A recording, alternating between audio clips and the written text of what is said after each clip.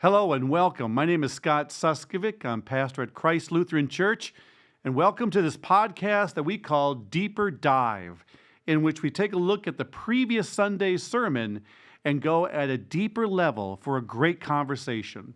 We're glad you're here.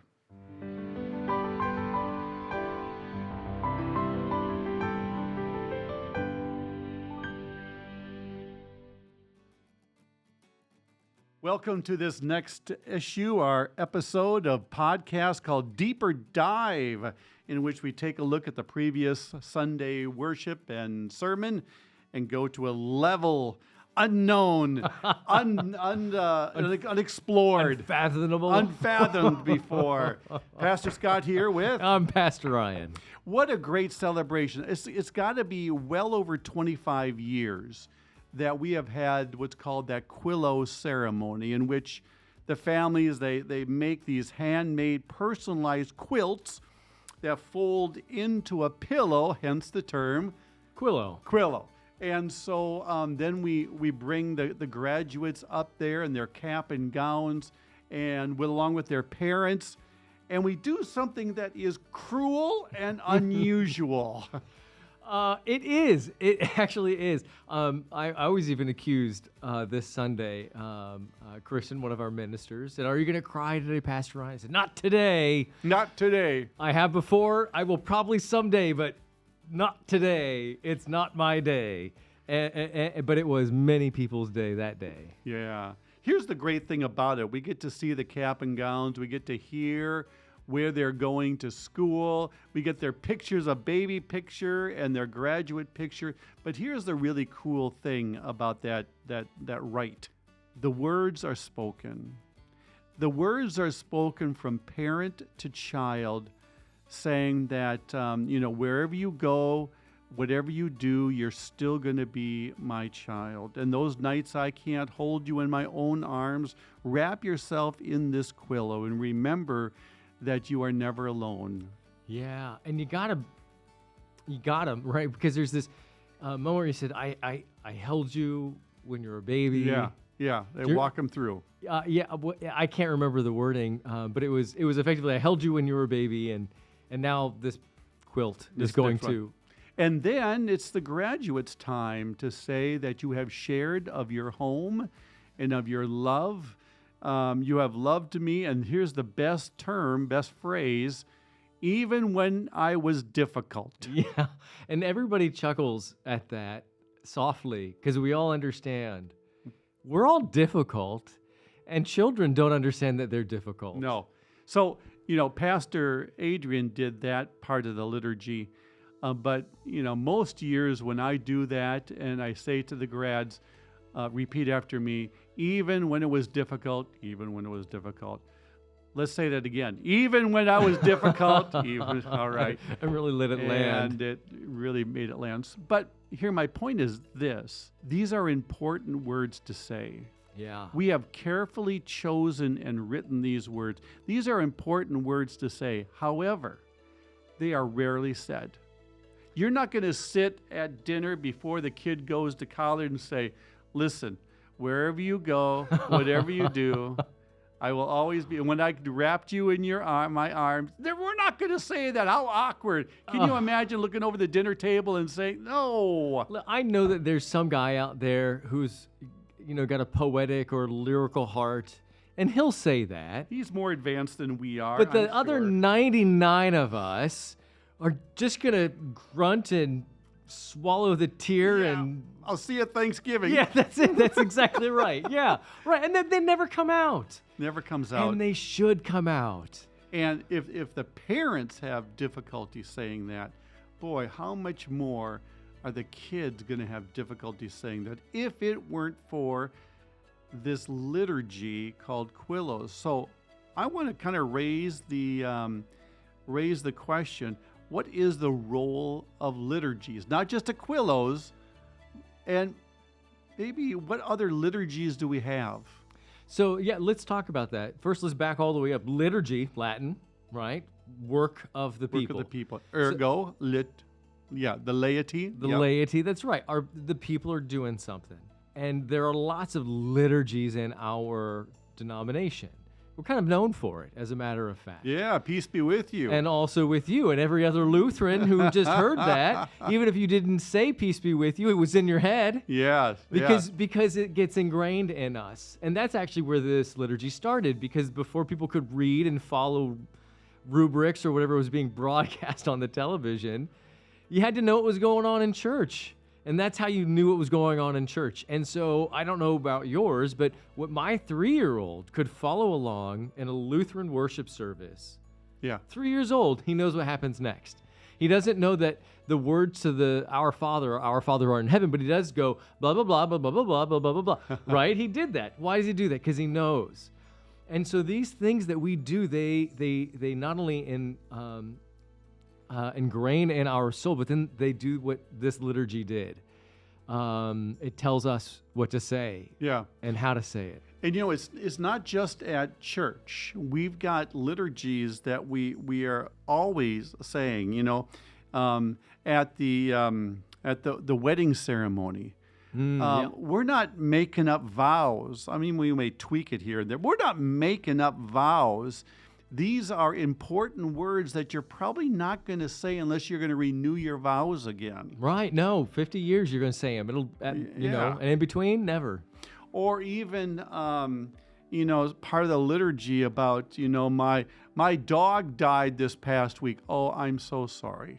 Even those words, it gives us words to say. There are so many in different parts of our life. Think about what happens at the 7th inning of every baseball game. Right? Do we not all stand up? Yep. And sing the same song? 7th inning stretch. And so it draws people in. But here's my question to you. Certainly our non-liturgical brothers and sisters will counter what we're saying by saying it becomes too rote. Okay. That is a level argument. I don't know that it's an attack. I want to put them in the best light. Yeah. And they're not wrong. It is very possible that you can look at the page or the screen and say the words and you don't know what you said. Okay. Let's pay attention to that. You're right. But the other side is exactly how we started this conversation. Well, it's just as easy to say that you're going to always do it from the heart, but then never get to the places that you need to get to. Yeah, never say it. Never actually say it. And so then what? Well, is it better to have said it and not, mean it, or to have never said it at all? Which is the worst evil? Well, but I think here is the benefit here. When we need to call upon the foundation of our faith, we don't have to scramble. We don't have to scramble and try to figure out, well, what do I believe? Well, I believe in God. He's a Father, Creator of heaven and earth. Good. I believe in Jesus, Son, died, rose again, and the Holy Spirit. It gives us a framework to understand our faith. Even, when I don't know how to pray, well, I don't know. Our Father who art in heaven, it gives us a beginning there. Do we really pay attention to every word every time? Probably not. I can think about what restaurant I want to go to and tell you the Apostles' Creed. Yeah. But there's something that's just reinforced there, like saying to your spouse, I do, and I still do. So there's the importance to that. I think there's a brilliance in that also, that those things which we talk about regularly in church, the things that we would say, for example, the Apostles' Creed. I'm thinking about how we have the confirmands come into the offices with us, and I don't want to say grill them or quiz them, but we definitely kind of vet them. Oral exam. Sure. And I've had it, I'm sure you've had it too, where I've asked them to do the Apostles' Creed, and they can't get it going. And then I say, the first few words of each petition. And then it flows. Boom. Right. Well, what is that? That is something deep inside of them that knows. That's a great place to find yourself, where the words are written in the back of your head. Yeah. Instead of, somehow in the front of your mind. There was I remember like in the early 80s, there was kind of a movement among progressive hip churches that their pastor would write up their confession of faith new every week. Okay. Oh, Oh, man. flag! Right. There's a flag on the field. That's a schism. Didn't that happen already? All right, go on. How could this be good? Where are we going? Well, I'm sure the pastor thought that they were doing a service to get away from the rote, Okay. to be able to say God the Father Almighty Creator in a new and fresh way. Uh-huh. But you and I are on the same page with this. It just opens the door to all kinds of personal, theological, maybe even heretical thinking that the pastor now imposes on the congregation. I love the idea that we could and should even adopt modern parlance, right? That's why at worship we speak English and not German or Latin or something Right. such. In fact, we were having this great conversation, the staff and I, about the Gen Z Bible. Do you know this Gen Z Bible? Dude, no. Okay,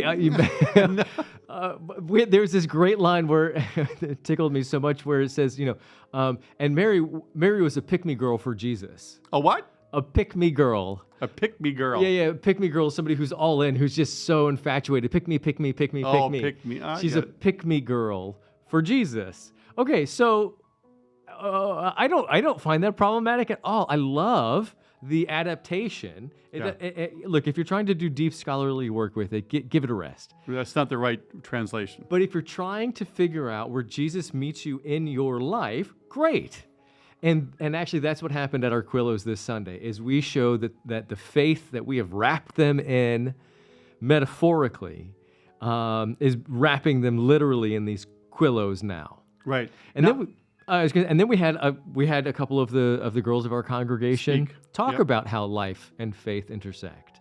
Now, I suspect that these kids, a lot of them, most of them, growing up here in Southeast Charlotte, most of them at Christ Lutheran Church, probably going to a school nearby, maybe a private school. It's a little bit of a bubble. Certainly is. Certainly is a bubble.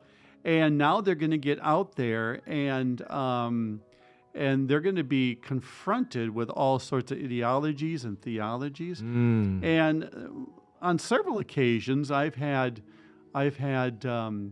college students, give me a call when they're home for break and say, Pastor Scott, can we get together? And cool. And so, we might get together over a Coke or a coffee.